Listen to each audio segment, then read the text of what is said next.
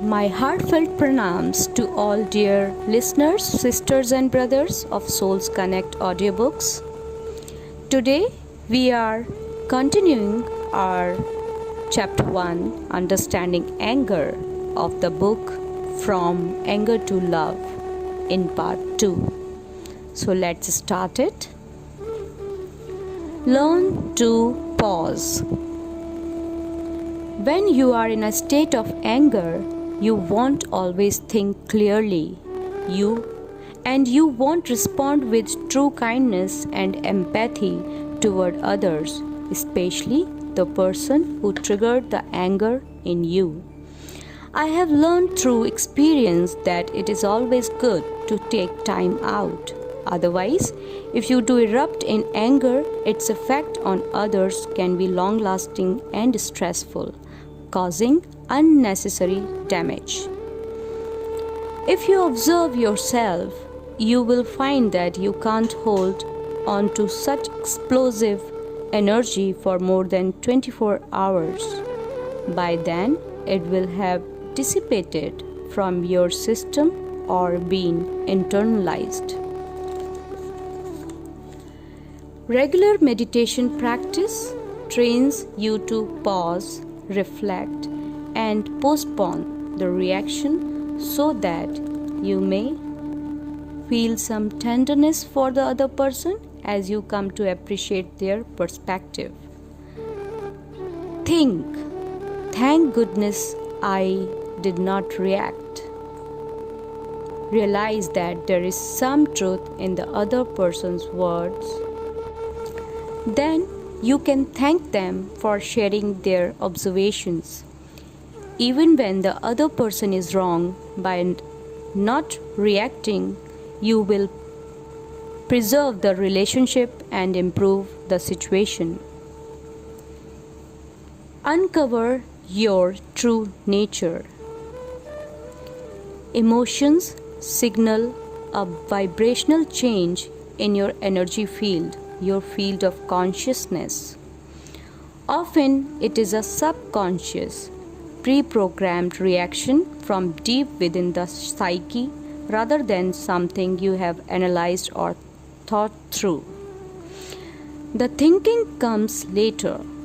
Once the vibrational shift happens, once the anger is activated, that energy needs to be used. Otherwise, it remains trapped until it finds closure. Similarly, a sad encounter with another person remains as an emotional imprint until it finds closure, and love loss creates a vacuum. All these will have a ripple effect, both within you as well as on the other people in your life. Positive emotions also create energy fields. They result in an upward curve, while the negative emotional memories result in a downward curve. Those wise people who have mastered anger don't need to practice pausing because they know how to use anger constructively in the first place. They anticipate situations and adjust themselves. Eventually, their inner state is of such a high order that there is no need for any adjustment. They recognize anger as a tool for transformation. The opposite extreme is seen in people who blame others and are not able to manage their anger even when they realize the consequences of lashing out. Most of us are somewhere in between. We realize either during or after an angry outburst and try to adjust. Wise people also learn how to master another sort of time gap, the gap between two distracting desires. We also want this duration to lengthen, as it does so does the gap between two associated thoughts. Eventually, it leads to a self-contained mind without the pulls and pushes of desires, emotions, and thoughts. The peace of pure awareness.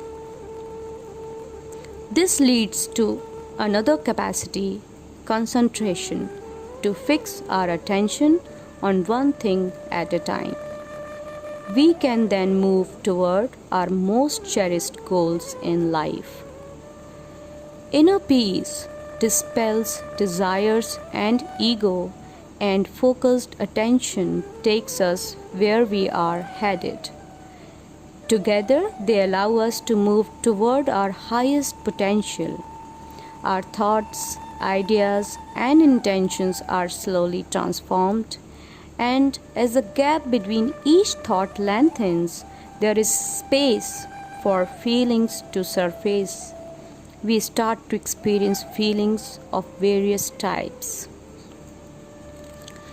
Feelings versus emotions. Let me distinguish here between feelings and emotions. Feelings are pure. Emotions are filtered by our subconscious patterns. It's like lighting a fire. When the wood is dry and cured, it will burn clear without smoke, whereas when it is damp, there will be smoke due to impurities. Feelings are simple and pure because they are not complicated by subconscious patterns. Emotions have layers of complexity. Our emotions therefore point us to whatever complexities we are carrying and show us what needs to go if we are to change and evolve in our subconscious patterns and tendencies. Just as the gap between each thought lengthens, so eventually the gap between each feeling also lengthens, creating space for the idea of becoming to take hold. Then the gap between each state of becoming also lengthens, and on it goes.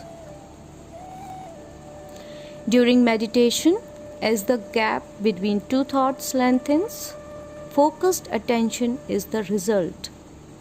When the two thoughts are identical, it creates focused thinking. Likewise, when the gap between two feelings lengthens, their identical recurrence leads to focused feeling. And focused feeling brings emotional stability and peace. We can compare this with a more changeable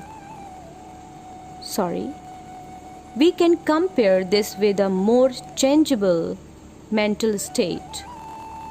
Try to remember the last time you were angry.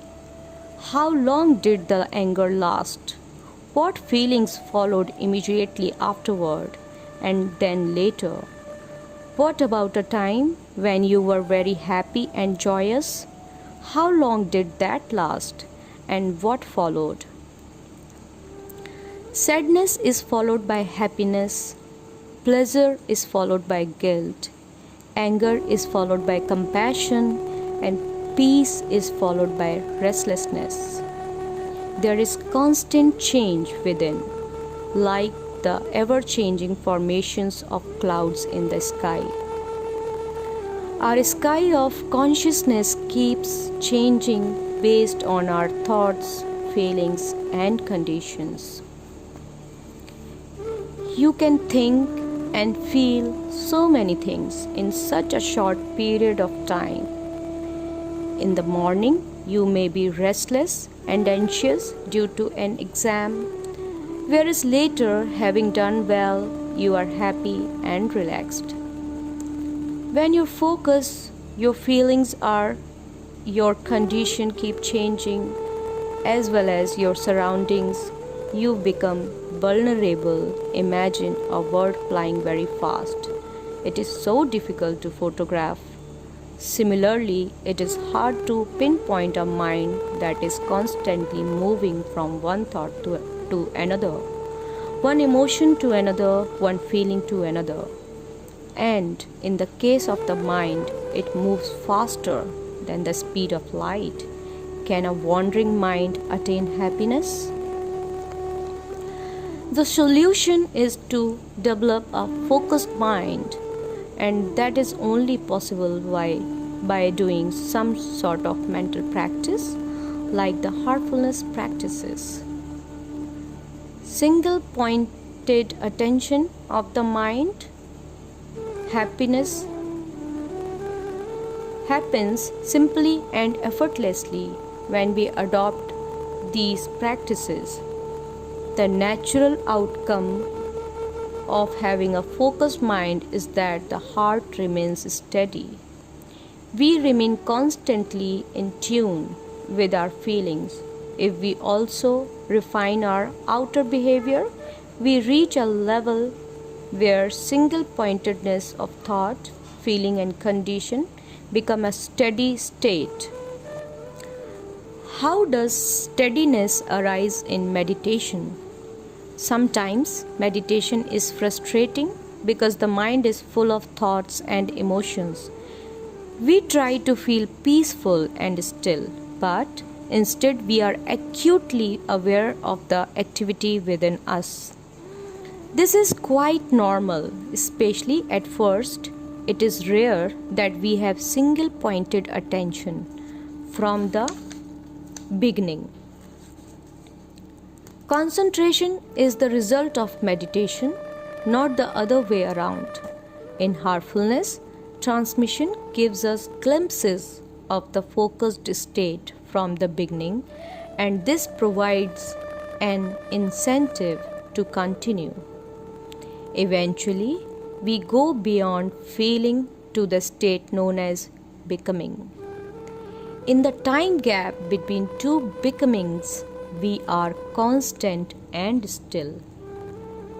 As the time gap between two becomings lengthens, the settled state paves the way for jumping into the abyss of the great unknown.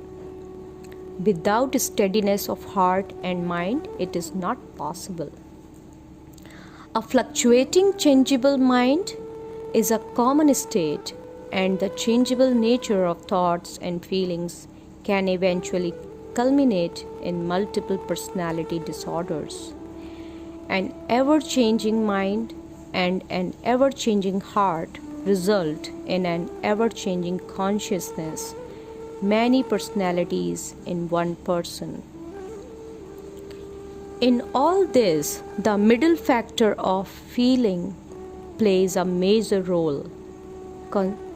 Constancy in feelings, the largest possible time gap between two feelings, is what defines a person.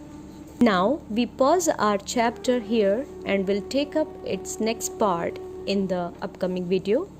Till then, goodbye and heartful thanks to all of you. Please like, share and subscribe my channel and comment in the comment section and press the bell icon for new notifications.